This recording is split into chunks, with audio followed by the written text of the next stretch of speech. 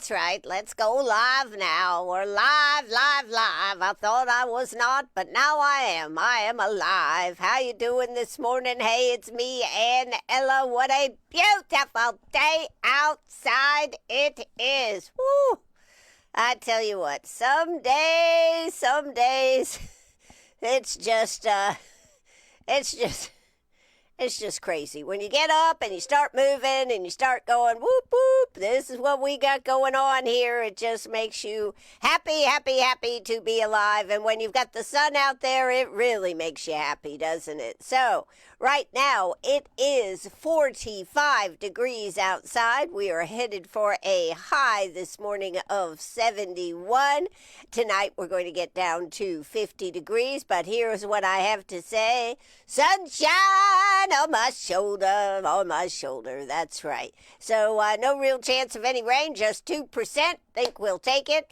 Tomorrow on Wednesday, we are looking for a high of 70 degrees, low of 58. Thursday comes, and we'll have cloudy skies tomorrow. So Thursday, a high of 76, a low of 61. That is right. And about a 20% chance of some rain. Friday comes in with another high of 78 degrees, a low of 53. Saturday, high of 64, low of 45. Some showers are supposed to be coming in. And then, unbelievable as it may sound, after all that good weather during the week on Sunday, just a high of 52 and a low of 28. What is going on here? You know, it's bad enough to be a human, right? Well, I meant, it's good to be a human, but it's bad enough to be a human. How would you like to be those deer out there on the back 40, or some of these other animals that go, oh, sunshine on my shoulder. You can almost see the deer out there just going, oh, this feels so good. And then Sunday comes in and they go, what happened? I thought we were headed for spring. My goodness. Anyways, yes, those are the things that that I think about. You may not think about, but that's some of the things that I think about. So that is what we are looking for Saturday, Sunday. Next week looks like we have a couple of cool days down to 27, 24 at night. Staying a little, probably a little more seasonal. So if you are enjoying a little warm weather, get out and get it this week, because next week it's going to cool down some. Anyways, let's hope that we don't go down into have real cold weather. I have discovered this is not what I want to have. Cold weather. I like warmer weather. I don't like the real hot. I like moderately hot. So anyways, all right. So, let's see. Robert Duvall died yesterday. What an actor. He was always, I guess what I would say, deliberate. Everything about Robert Duvall to me always seemed very deliberate. Whatever character he was playing, he never played it fast. It was always, in my opinion, deliberate. So they've talked a lot about him. He was 95. You know, every time we lose somebody that I have seen on the big screen and familiar with or anything, it reminds me of my own mortality. If these people are dying around me, when am I going to go? Do you ever think about that? When am I going to go? What's going to happen here? I think we cannot ever take anything for granted. That's where I'm going with this. We must take the idea that we have the opportunity to live at any one time and live vigorously for as long as we can.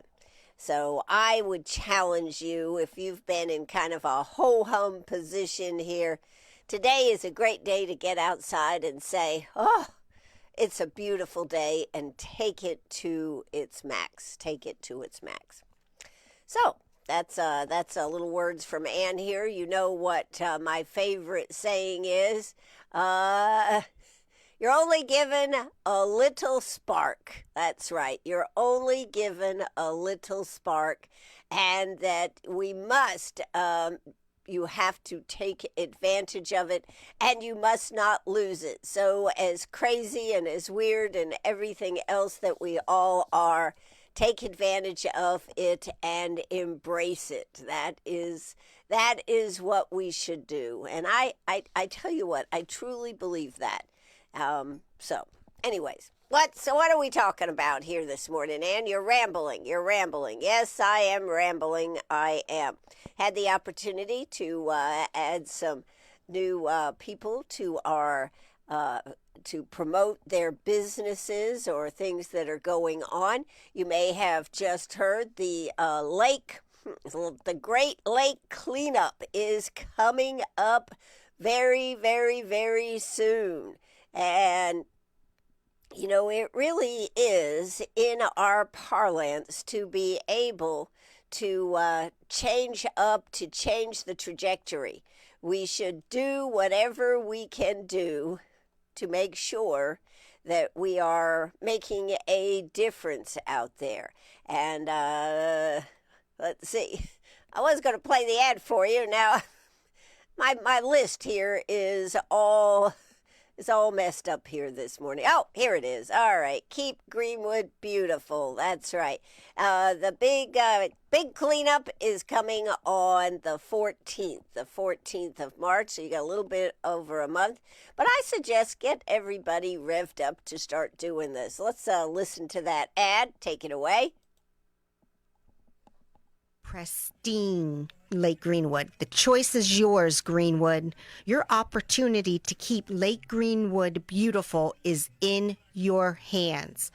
Join us on Saturday, March 14th for the really big annual Lake Greenwood cleanup. Donate yours and your family's time. All supplies provided for the cleanup, and yes, there is a free lunch. When?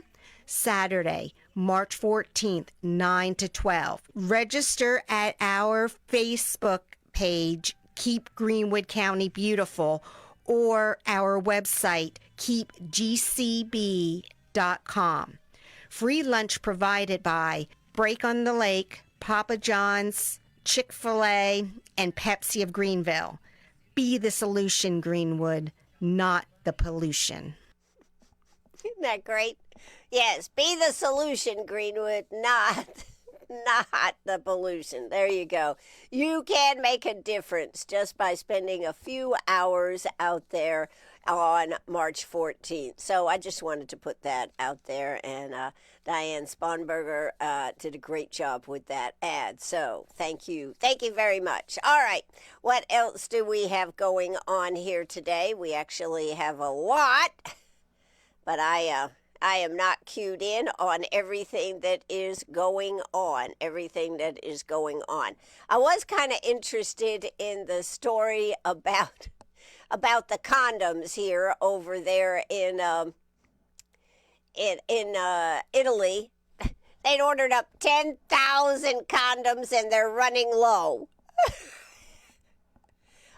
I just find that interesting. Don't you find that interesting that they had 10,000 and that wasn't enough? Although they said a lot of people were taking them home as souvenirs. And if you were listening earlier, there was a little conversation back and forth between the two hosts, and they were talking about why would they take them home? Was there something special about them? Well, I was thinking it would be a pretty inexpensive and didn't take up a lot of space gift to take back. Look what I brought you, a condom from the Olympics in Milan. Don't you think that would be rather funny? You know, over the years, condoms have always been a subject of conversation. And I don't know, I probably shouldn't tell this story, but I'm going to try to tell it as clean as I can tell it. So listen up, everybody. Okay. We had a friend. You know that Jeff and I were in the jewelry business, and we had a friend that was a gemstone dealer. And people in the gemstone business can be rather ruthless to each other. It does not matter. Here, can I give you $5 and give you this merchandise for you just to take it away and quit berating me about it and be happy with it? That would be the type of thing that somebody would try to do. In fact, I can remember being at a flea market where some lady was berating this guy that we knew about his merchandise. He actually did pull a $5 bill out of his pocket and said, "If I gave you $5, would you walk away and not bother me anymore so I can have my peace and quiet?" What do you think about that? I've always remembered that. I don't know. I've been with Jeff for a couple, 3 years, and, every time he turned around, there was something that was happening that was just blowing your mind. I said, "You gave that lady $5? And he goes, "Yes." He was an old grouchy guy. He goes, "Yes, I wanted my peace and quiet." All right. So, to get back to the story about condoms. All right, so I really don't know how I'm going to tell this story, but anyways. This guy was a gemstone dealer, and people were always, quote, beating him up over the prices. I mean, whatever he said, they wanted it for cheaper. And that's just the way gemstone dealers are to each other. I mean, there is no bottom price. There is no price where you just say, "Oh, that's good. Okay, I'll take 20 carats or 100 carats or how much is in the lot." No, it's always got to be beat them up some more. So this guy had some condoms manufactured, or had them packaged, had some packaging, I guess I should say, for some condoms. And he would give them out to his customers that came when he couldn't take it anymore. He would just slide, I think he had them in a little container, I don't know, maybe there were 5 or 10. I don't know how many condoms that were in there. But he'd slide it across the table, and on it said, "For you cheap MFers." And then he would turn and walk away, and the person would know they had gone too far in trying to get whatever product he was selling for too little. Yes, Jeff received a few of those gems. That's right. Anyways, that's just when I heard that story about the condoms and them going back and forth this morning on the show right before I come on. That brought up memories of the condoms for you cheap MFers. Anyways, that's a little blast from the past in my life. I hope you enjoyed hearing a little bit about that here today. Now, if you'd like to comment on any of the things that I am saying here this morning, you know the number, 864-332-9355, 864-332-9355. Please don't hesitate to let me know what you're thinking, because I know that you will.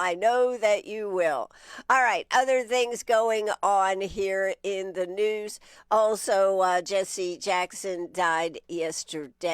He, if I remember correctly, he had been sick for a while, so he did die yesterday too. So, as I said, it's hard when we keep hearing about people that have been in the news all your life and then they're gone.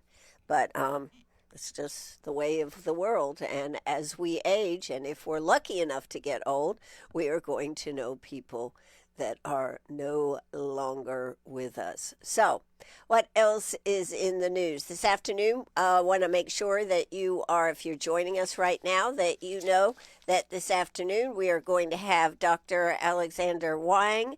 Wang will be with us from Self Regional. He is a general surgeon and deals with the robotic technology. This should be rather fascinating here today.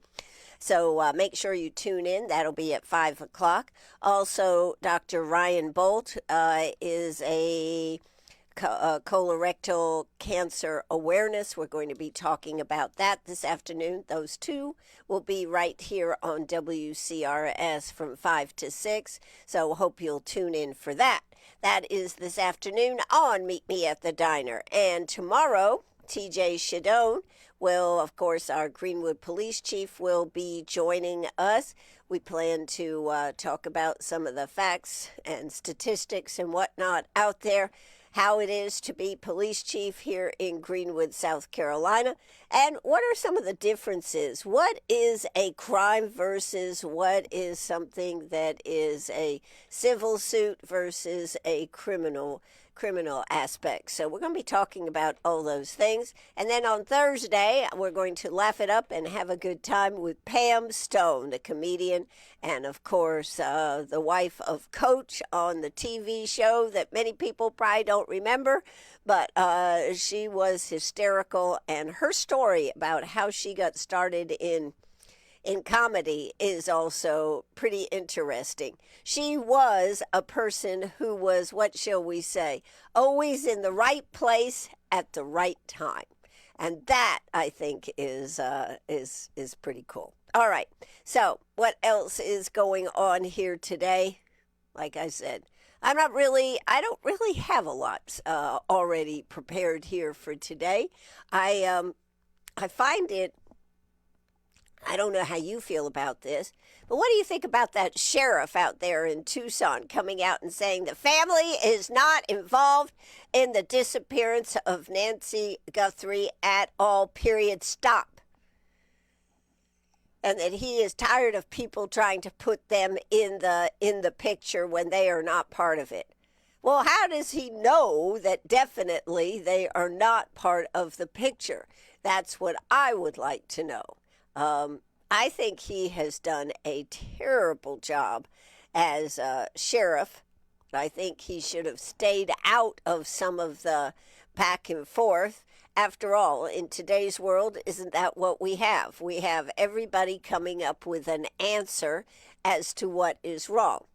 But, TMZ did receive another email, and the guy evidently who knows about this whole story is just so fascinating to me, says that he knows where Nancy Guthrie is, and but he's not saying anything. And what did he want? He wanted X amount of dollars, but he also said he was not coming forward until he could be guaranteed some type of immunity, because 10 years ago he was involved in some robbery or something along that line. Now TMZ is offering to be the mediator between this. Have you ever heard of a case where TMZ becomes the mediator of everything? Well, we now have one. So there you go. That's the story where they are right now. I think he's claiming that they're actually across the border in Mexico, and that he knows exactly where they are, and he wants money, and of course he wants to keep his anonymity as far as that goes. So, what do you think about that? Do you think that he does really know, or do you think he doesn't know? He doesn't know. All right, now that's a couple of things in the news. Yesterday for lunchtime, I was over there with the Republican women. Ellen Weaver was talking, was their special guest. She was on, I think she has a PowerPoint that she usually puts up. She did not have her PowerPoint, but she did have her speech. And I will say this, Ellen Weaver covered a lot of ground in a very short period of time. She did a good job. I'm not taking it down from that standpoint, but boy, did she power out a whole lot of information in a very, very short period of time. I think one of the points that interested me, she was talking about how this school, was it in Gaffney, I think, somewhere, was doing playtime before school and then after school and maybe during the day too, and how kids were outside playing with boxes, like big boxes. Some were making them into places to hide, some were making them into tents. Some were putting them on their body and becoming a superhero, something like this. And how amazing it was that kids were out doing this. And of course, the idea was that they were outside playing rather than doing screen time, and how important that is for students. And I started thinking about back when I was growing up, we called that recess. you know, we just went outside and played and had recess. I was I remember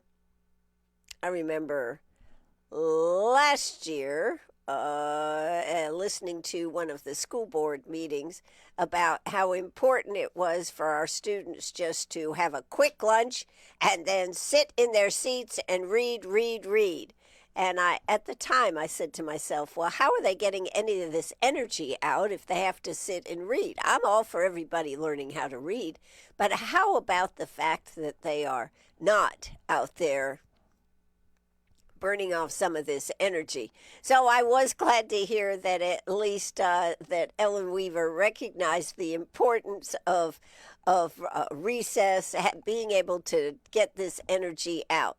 Of course, she was also talking about the fact that South Carolina, in the national layout of states, had gone from near the bottom to 41.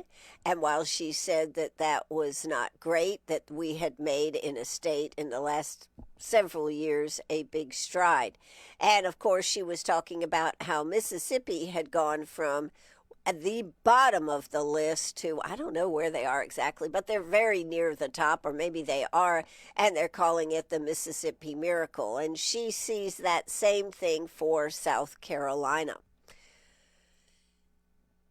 I think that is terrific. I think the fact that we are returning to phonics, although we don't call it phonics, we are returning to phonics. So I guess what you can say, what's old is new again. A lot of the things that are happening in our schools are based on just doing things and getting to the important aspects of them. It was an excellent conversation. If I have a chance, I did record it. We will probably take an afternoon and play some clips from it because it was an excellent conversation. But it amazes me how we have to reinvent the wheel. They were also talking about how District 50, one person who had a child that was a COVID child who had trouble learning to read, and how District 50 did take the extra time, and what was it, in 6 to 8 months they had caught that group of children. I guess they were in kindergarten right then, caught them up, and they are now doing just fine. But because District 50 took that extra intense time with the children, that they were able to do that. And we've heard about children from COVID that were in that 4, 5, I guess, and 6 age group who were not ahead of the game. They were behind, and how some of them in some school districts are not catching up. So from that standpoint, that was also good to hear. So overall, a very, very good conversation, talking about things that are happening in the school. I thought it was it was also interesting how this taking the phones away, not having them at their desk, having the students totally engaged, talked about some of the things that we've actually talked about on the air, that during lunchtime, if the students don't have their phones, they end up talking to each other. What a great idea, right? What a great idea. So I guess we could say that education has gone back and found some of the old-fashioned ways that we succeeded on and decided, you know what? They're not that outdated. And that's what I think is also a good thing. So we are going to have Ellen Weaver on the show here. Not sure exactly when, but we are going to be talking with her. And I want to bring up some of the points and expand with her on some of the things that she is talking about. She is also, I believe she is also up for re-election. So it will be sure to talk to her. In fact, coming up, what is it? The 1st of March is when people can sign up and make those final decisions on who is running and who isn't running. One of the things that is going to be, could be interesting, is who runs for mayor of Greenwood. Who runs for mayor of Greenwood?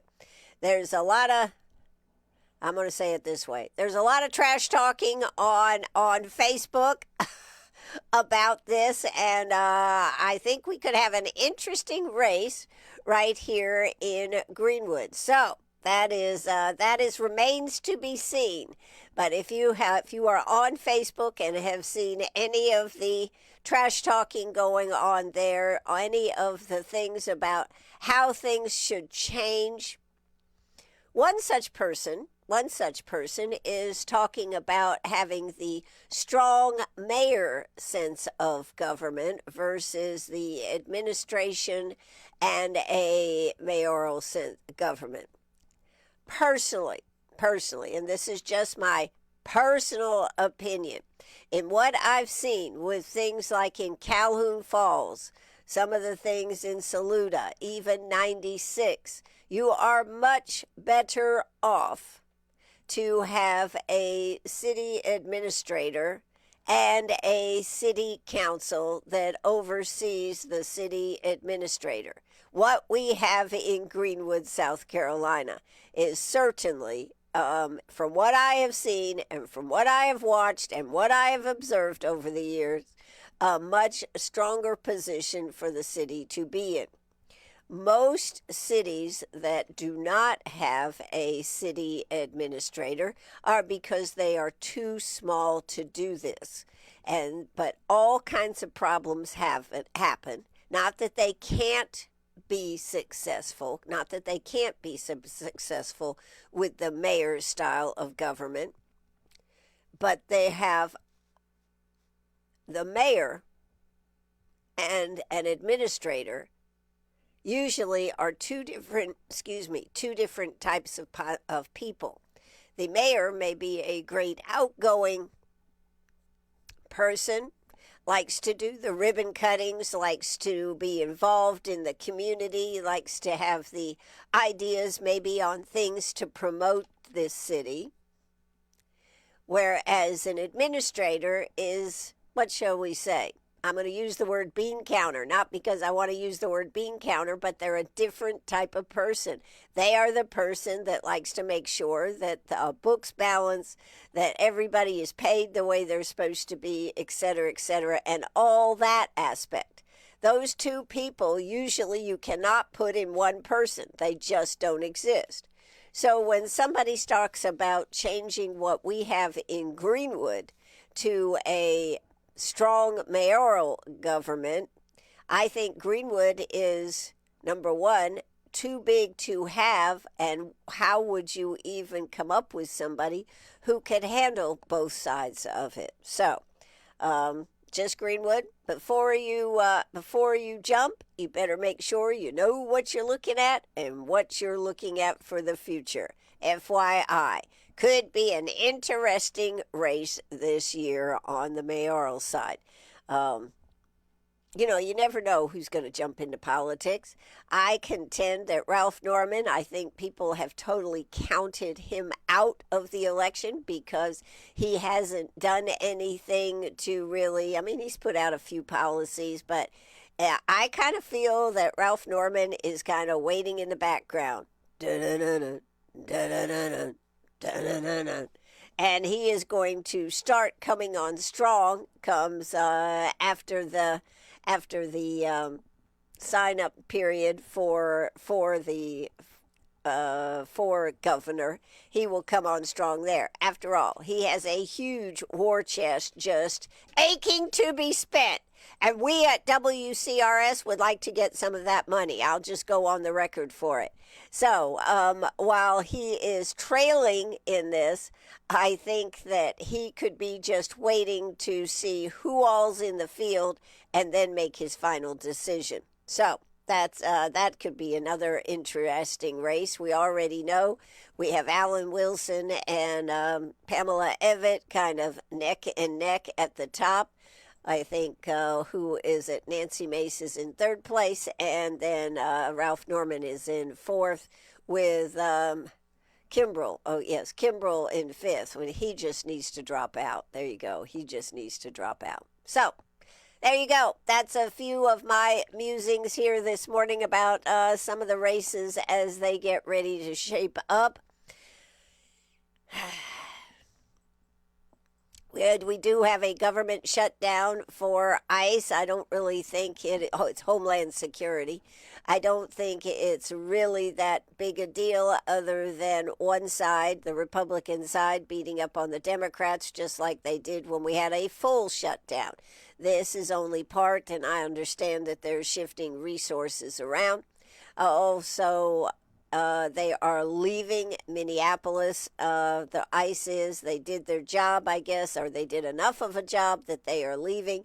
And now Tim Walz seems to think that the federal government ought to pay for the pain and suffering that the people of Minneapolis and any of the damages. So he's getting ready to sue the federal government, particularly the Homeland Security Division, on that. Well, way to go, Tim Walz. If you were at all a team player, this wouldn't have had to happen. By the way, you may have heard that Lindsey Graham is going to be bringing a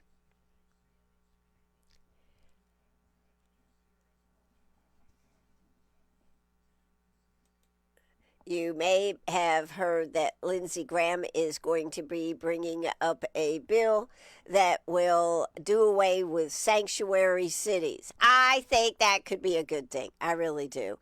I think the fact that we even have sanctuary cities is kind of out there. Why do we even have sanctuary cities is what I want to know.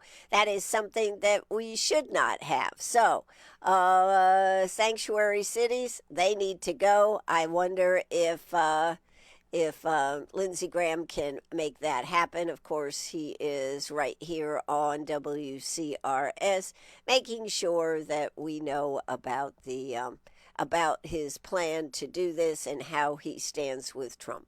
Okay, that's a few of the things going on out there. I do want to take a quick commercial break and then close out with a few other things to talk about. So let's go ahead and play these. Real excited to know that Tim Tebow is coming here to Greenwood.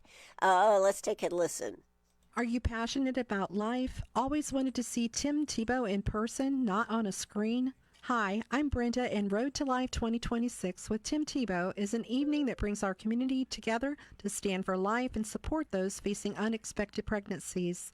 Join Crossroads on April 16th at Lander University Finnishorn Arena for a night with Tim Tebow as he inspires us to live fearlessly and put love in action. Every life has a story and every choice matters, and living fearlessly through compassion can change a future. Learn more about sponsorship opportunities and get tickets at crossroadspregnancycenter.org. This year, our sound is brought to you by Andy Sikora with Cal Productions. See you there Thursday, April 16th.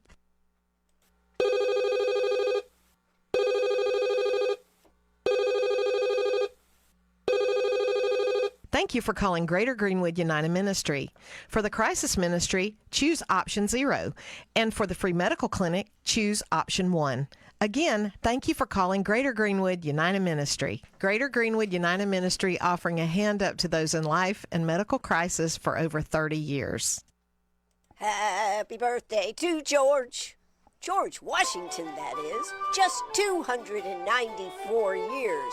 Yes, the Greenwood Museum is celebrating George Washington's birthday on February 21st from 11 to 2, and it's free and open to the public. Step back in history, enjoy cake and Jefferson's tea, listen to a special story time, talk Revolutionary War battle plans, write with a quill pen, and more.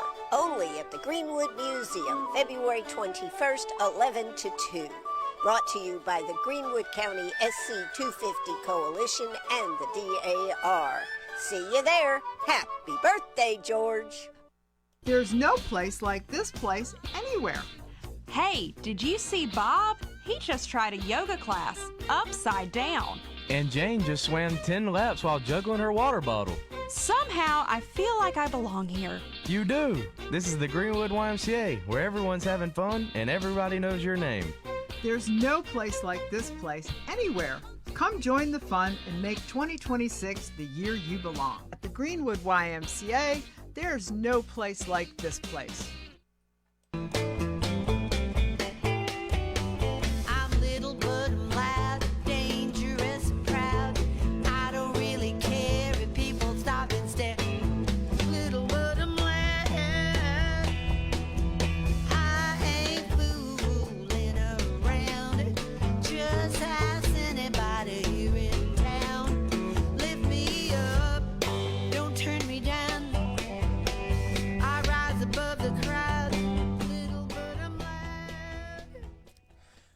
Yeah, that's me right here on WCRS Radio. Oh, yes, I'm doing great. How about you? I'm little, but I'm loud. Do you agree? Do you concur? That is what I am.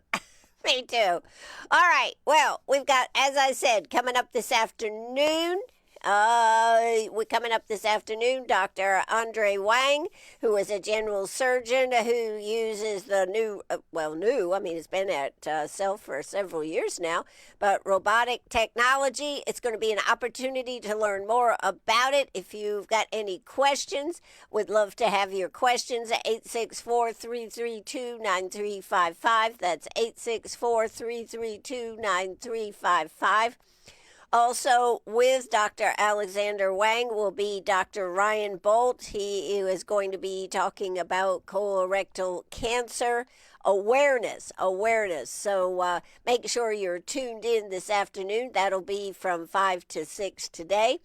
Tomorrow, Police Chief T.J. Shadone will be with us. Looking forward to sitting down and talking with him. It's been a good while talking about the state of policing right here in Greenwood.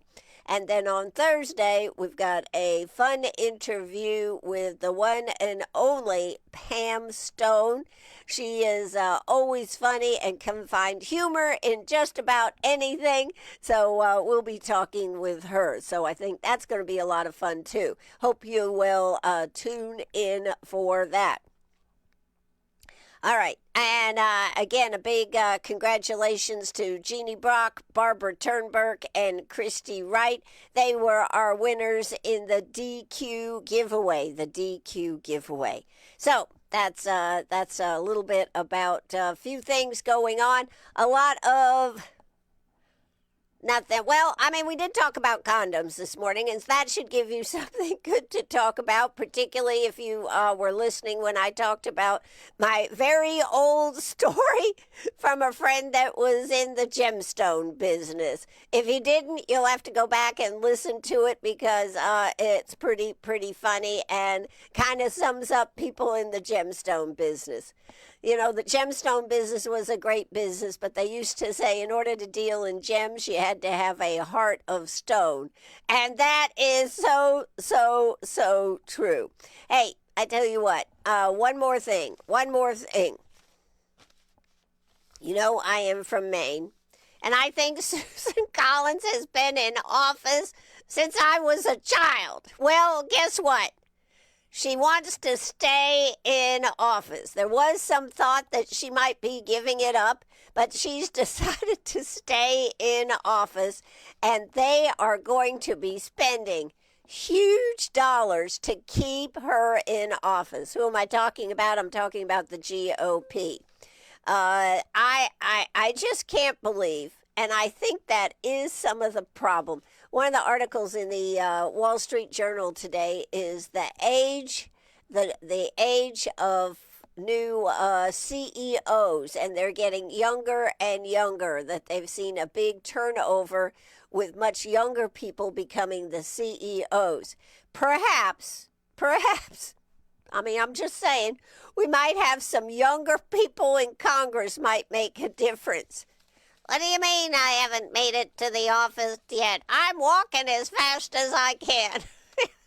Anyways, they are talking, a group aligned with Senate Majority Leader John Thune is planning to spend tens of millions of dollars to protect Senator Susan Collins of Maine in this year's midterms, even as President Trump has repeatedly criticized her for breaking with the party. The Senate Leadership Fund Super PAC plans to spend $40 million on TV, radio, and digital ads, along with data and get-out-to-vote activities from Augusta through Election Day in Maine.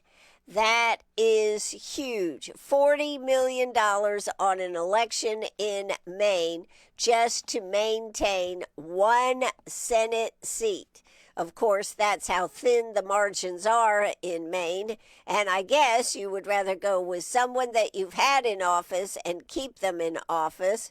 But, you know, she is, how long has she been there? For over 2 decades, she's positioned herself as a centrist Republican, sometimes breaking with her party in high-profile policy battles. So Democrats running for the seat include the governor, Janet Mills, backed by Senator Minority Leader Chuck Schumer, and a political newcomer, Graham Plattner, who has been endorsed by progressive icon Bernie Sanders. You know, it's really hard for me to look at my state, the state I was from. I mean, I was born in Connecticut, just FYI. Then we moved to Maine, but Maine used to be a state that was, we didn't have, you know, they called it the vacation state. Everybody came there to vacation. Nobody actually lived there. But if you were a Mainer, you were a hottie. And you people there, I mean, you know, you wanted to be left alone. You wanted to be able to just live your life. Well, not anymore. Maine has become a valuable piece of an asset or a detriment, depending on which side of the aisle you are on. But the very fact that Senator Susan Collins is going to re-up here, $40 million is what that seat is worth. Won't it be interesting to see what the Democrats spend? And can the governor take on Susan Collins? You know, she is the one that has made a lot of noise about sanctuary cities, about all the things related to illegals, etc. So we'll see where this goes. But this is going to be one of those races to particularly want. Do want to remind you tonight is County Council. This should be another jam-packed meeting. I will be making sure to bring you some details on that in the morning. If there are details on that, you remember last week, 2 weeks ago, Chairman Theo Lane made quite a speech saying things were going to be run with decorum and that everybody would simply have 3 minutes. I think this is going to be another county council meeting because this time this will be a public hearing on that property on Old Abbeville Highway. So we'll see how this goes this afternoon or this evening. See how many people show up. How organized is going to be interesting to watch. The people that are against this development, can they beat it? Are they going too far? That is the question.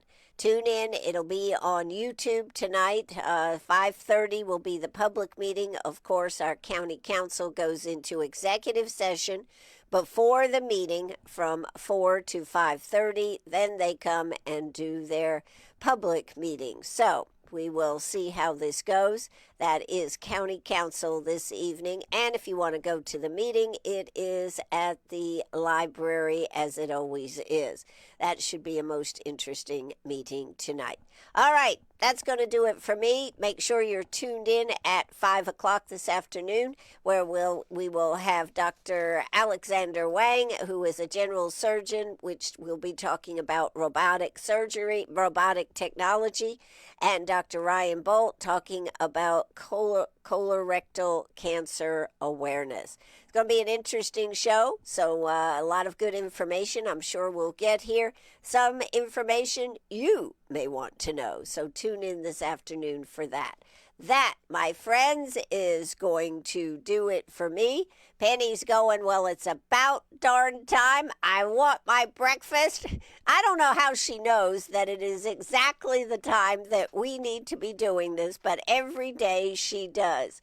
This is the end of the show. We will now drop the curtain, yes, and say goodbye, everybody. Thanks for tuning in on WCRS.